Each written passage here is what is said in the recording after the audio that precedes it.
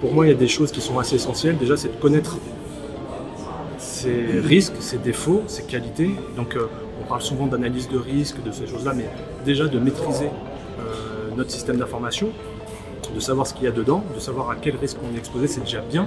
Parce que ça ne veut pas dire qu'on est bon, mais ça veut dire qu'on connaît nos défauts. Et dans la connaissance de nos défauts et dans la priorisation de la construction qu'on veut faire pour arriver à un certain objectif, c'est important de pouvoir le planifier plutôt que d'avoir un grand tout dans lequel on ne va pas pouvoir se dépatouiller. Il y a aussi quelque chose qui me semble important, c'est justement s'informer pour connaître. Donc les journées comme aujourd'hui sont assez importantes parce que ça permet de voir ce que d'autres font.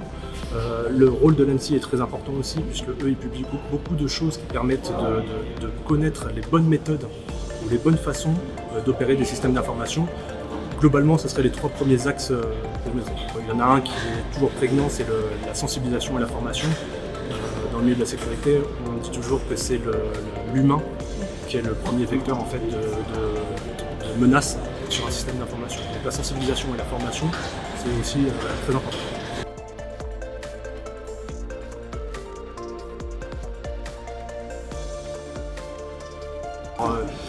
On a souvent des langages en sécurité qui peuvent paraître des fois barbares, mais il y a tellement de sites de vulgarisation et de journaux qui permettent aujourd'hui de comprendre beaucoup plus les terminologies. La sécurité aujourd'hui et même les systèmes d'information tout court sont tellement vulgarisés qu'il y a forcément des métiers d'experts auxquels il faut des experts pour répondre, mais dans la compréhension et la connaissance de la sécurité, on n'a pas besoin d'être un expert. D'ailleurs, les guides qui sortent autour de le site Cybermalveillance, l'ANSSI, on publie beaucoup de vulgarisation pour la partie comportementale.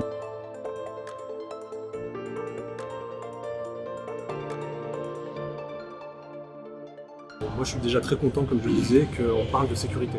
Et voilà, le fait de parler de sécurité et d'échanger, je dirais que c'est déjà un conseil, moi je l'ai vécu, c'est déjà un conseil que je donne à tout le monde, c'est de s'informer, de s'abonner peut-être à pas forcément à des journaux, mais à des fils qui permettent de comprendre ce que sont l'évolution réglementaire, de conformité, et de partager avec d'autres acteurs, de se mettre dans des groupes spécialisés, c'est très important.